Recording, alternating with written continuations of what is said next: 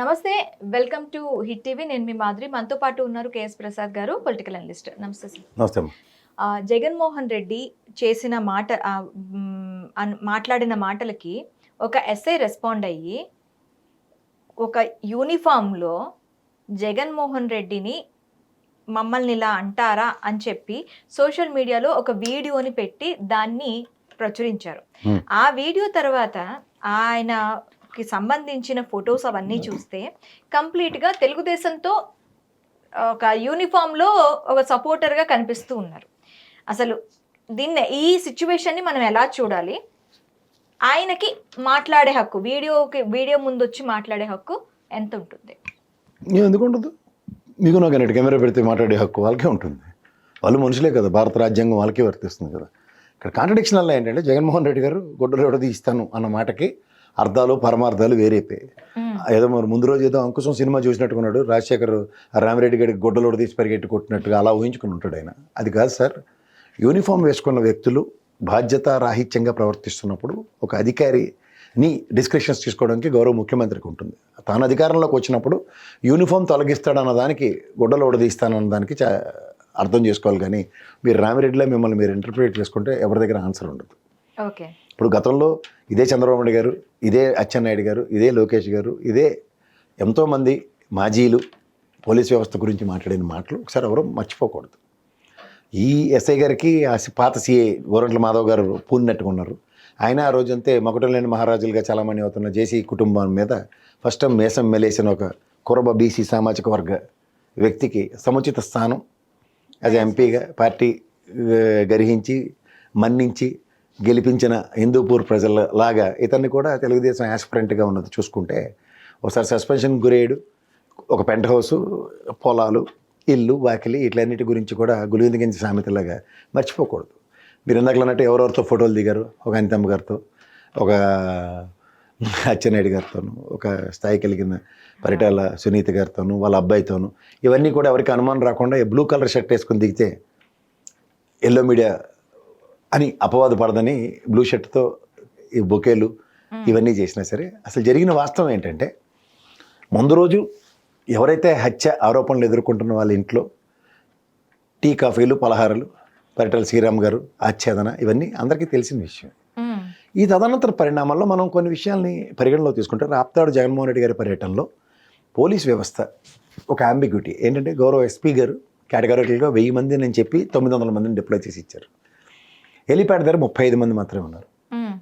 హత్య ఆరోపణలు ఎదుర్కొంటున్న ఇంటి దగ్గర 70 మంది పైచిలుక పోలీస్ ప్రొటెక్షన్ ఉంది. మిగిలిన మ్యాక్సిమం పోలీసులు అందరూ కూడా హైవే మీద పికెట్లు పెట్టి ఎక్కడికక్కడ బ్యారికేడ్లు పెట్టి వస్తున్న జనాలను నిలువరించడానికి మాత్రమే వినియోగించబడ్డారు. సో ఓవరాల్గా జగన్మోహన్ రెడ్డి గారు సెక్యూరిటీ గాలికి వదిలిసినట్టే కదా. పరిటాల సునీత గారు కొన్ని విషయాలు మాట్లాడాలి. ఇక్కడ వెనక్కి వెళ్ళి రీసెంట్ పాస్ట్లో ఆవిడ ఒక గళ వినిపిస్తుంది. జగన్మోహన్ రెడ్డి గారే మా ఆయన్ని చంపారు అన్న కోణంలో మాట్లాడుతున్నారు పరిటాల రవీంద్ర గారికి. ఇది చాలా బాధాకరమైన విషయం. ఎందుకంటే ఫ్లోర్ ఆఫ్ ద హౌస్లో మీ పార్టీ అధ్యక్షుడు చంద్రబాబు నాయుడు గారి సాక్షిగానే గౌరవ రాజశేఖర రెడ్డి గారు ఆనాటి ముఖ్యమంత్రి హోదాలో సిబిఐ ఎంక్వైరీకి ఇచ్చారు. ఇప్పుడు మీ సొగాలి ప్రీతి కేసులాగా మా చేతకాదని చేతులు ఎత్తిసి పారిపోలేదు సిబిఐ. ఆ రోజు అక్కడ ఉన్న వాస్తవాల్ని గ్రహిస్తూ మద్దిల చెరువు గారి సూరి గారి ఇంట్లో టీవీ బాంబు పేలి వాళ్ళ అమ్మగారు వాళ్ళ అగ్గగారు చెల్లి చనిపోయిన తర్వాత ఆయనకు వచ్చిన భావావేశం, క్షణికావేశం, భావావేశాలు whatever you name it as, అది ఫ్యాక్షన్ రాజకీయాలు అనండి, వాళ్ళిద్దరు వ్యక్తిగత తగులతో పరిటాల రవి గారి హత్య ఉదంతం. ఇది వాస్తవాన్ని ఎస్టాబ్లిష్ చేసి గౌరవ సిబిఐ ఎస్టాబ్లిష్ చేసిన తర్వాత ఇంకా మీరు ఆ మాట్లాడడం ఎంతవరకు సమస్య. ఎందుకంటే మీ దగ్గర తపేలా ఛానల్ ఉన్నాయి. సాయంత్రం అంటే రాప్తాడు జగన్మోహన్ రెడ్డి గారికి వచ్చే ఫేమ్ని డీఫేమ్ చేయడానికి ఆల్రెడీ మెంటల్ బ్లాక్స్ ప్రిపేర్ చేసుకుంటూ ఈ తపేలా ఛానల్లో కథన రంగాన్ని రెడీ చేశారు. ఇక్కడ మీకు మర్చిపోవాల్సిన విషయం, మీరు మర్చిపోవచ్చు గజనీలాగా, కానీ వాస్తవం ఏంటంటే సునీతమ్మ గారికి కూడా ఏంటంటే ఇప్పుడు మా వివేకానంద రెడ్డి గారు చనిపోయిన తర్వాత వాళ్ళ అమ్మాయి ఈ రోజు దాకా లబోదీపం ఉంటుంది వాళ్ళ నాన్నగారి ప్రాణానికి ఆత్మకి శాంతి చేకూరాలని. అలా మీరు పరిటాల రవి గారు చనిపోయిన తర్వాత మాట్లాడిన మాటల తర్వాత 14 నుంచి 19 దాకా గౌరవ క్యాబినెట్ హోదాలో పౌర సరఫరాల శాఖ మంత్రిగా ఉంటూ అదే నియోజకవర్గంలో ఎమ్మెల్యేగా ఉంటూ కూడా ఏ రోజు కూడా జగన్మోహన్ రెడ్డి హత్య చేశాడన్న మాట ఎప్పుడు మాట్లాడలేదు. అవును. రెండోది 19 నుంచి 24 దాకా మీ టెన్యూర్లో మీరు ఓడిపోయిన ఇంకా జగన్మోహన్ రెడ్డి ప్రమాణ స్వీకారం చేయక మునిపే మీకు 4+4 గన్మ్యాన్లు ఇస్తూ మీ అబ్బాయి కనీసం ఈ రోజు దాకా కార్పొరేటర్గా కూడా నిలబడలేదు. అలాంటి వ్యక్తికి కూడా 1+1 గన్మ్యాన్లు ఇచ్చారు. సో ఇవన్నీ మనం మర్చిపోయి ఇవాళ మీ స్థాయి కూడా మర్చిపోయినట్టుగా మాట్లాడుతూ ఆఫ్టర్ ఆల్ నువ్వు ఒక ఎమ్మెల్యేవి, నీకు ఒక ఎస్ఐ, ఒక సిఐ, మా అయితే ఒక డిఎస్పీ, 4 కానిస్టేబుల్ సరిపోతారని మాట్లాడడం ఎంతవరకు సముచితం? ఇదే మీ ప్రభుత్వంలో, గత ప్రభుత్వం, ఈ ప్రభుత్వం ఏదైనా చూసుకోండి. పవన్ కళ్యాణ్ గారు కనీసం ఎమ్మెల్యే కూడా కదా, ఒక పార్టీ అధ్యక్షుడు అవుతారు. ఆయన ఎక్కడ పర్యటించినా పోలీస్ ప్రొటెక్షన్ ఎలా ఉంది? వైజాగ్లో అతను నిలువరించినప్పుడు గౌరవ ఎస్పీ గారే కదా అతని దగ్గరికి వెళ్ళి మాట్లాడి సంయమనాన్ని పాటిస్తూ హోటల్కి తరలించిన ఉదంతం. ఇవన్నీ ఎందుకు మర్చిపోతున్నారు? ఇవి వాస్తవాలు. ఇప్పుడు కటువుగా ఉండేవి ఏంటి? పరిటాల హత్యని అభియోగం కింద మోపుతూ ఇదంతా ఒక ఎత్తేటప్పుడు రాప్తాడులో జన సమూహాల్ని నిలువరించలేని నిస్సహాయ స్థితిలో హోమ్ మినిస్టర్ గారు మాట్లాడి కూడా చేతులు ఎత్తేసి ఎంతమందిని ఇస్తాం, మనిషికో పోలీసుని ఇస్తామని చెప్పి సమాధానం చెప్పలేక నిస్సహాయతని వెలిబుచ్చిన ఉదంతం.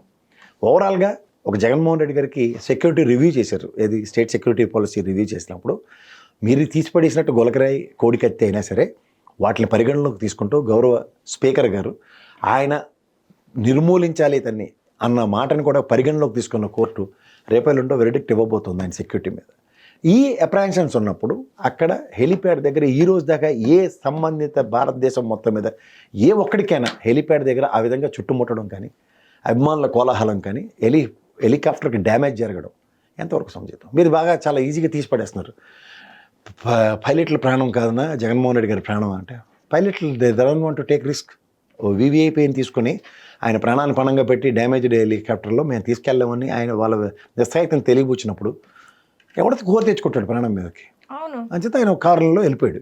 సో ఓవరాల్గా ఈ ప్రాసెస్లో పోలీసుని డిప్లాయ్ చేసి కూడా అక్కడికి రాని పోలీసుల కిందే ఉన్నప్పుడు, అంటే మనం వ్యవస్థను మాట్లాడడం చాలా సులువు, కానీ వాళ్ళ తెప్పలు ఎవరికి ఉన్నాయి ఎవరికి చెప్పండి. ఇది సబార్డినేటరీ వ్యవస్థ. అది ఈవెన్ ఎస్ఐ గారు మాట్లాడారన్న దానికి కూడా ఆయన ఎస్పీ గారిని దొరగారనే పిలుస్తారు. అందుకనే వాట్ మిస్టర్ ఎస్పీ అనే సినిమాల్లో సంబంధించినంత ఛాన్స్ కూడా వాళ్ళకి లేదు. కానీ ఒక సూపర్లేటివ్ డిస్క్రిప్షన్స్ తీసుకుని వెనకాతల రాజకీయ అరంగేట్రం చేయబోయే ముందు మన టికెట్ కూడా ఆశించి ఆల్మోస్ట్ వచ్చినంత పని అయింది కూడా, కానీ జస్ట్ త్రుట్లో తప్పిన టికెట్. ఆ పర్యవసానాల్లో ఈ విధంగా కృతజ్ఞతని చిత్తశుద్ధిని చాటుకుంటే రాబోయే రోజుల్లో మా గోరంట్ల మాధవ వచ్చా అన్న కాన్సెప్ట్ నేను డ్రైవ్ అవుతుంటే, గోరంట్ల మాధవ్ గారు కూడా ఇలాంటి భావవేశాలకు గురయ్యే ఇవాళ 2వ టర్మ్ నిర్లక్ష్యానికి గురయ్యాడు. అది కూడా గమనించుకోండి. ఆల్రెడీ మీరు నిర్లక్ష్యానికి గురయ్యారు, సస్పెన్షన్కి గురయ్యారు. ఇంకా మీకు ఆదరణ కోసం అర్రులు చాచడం ఎంత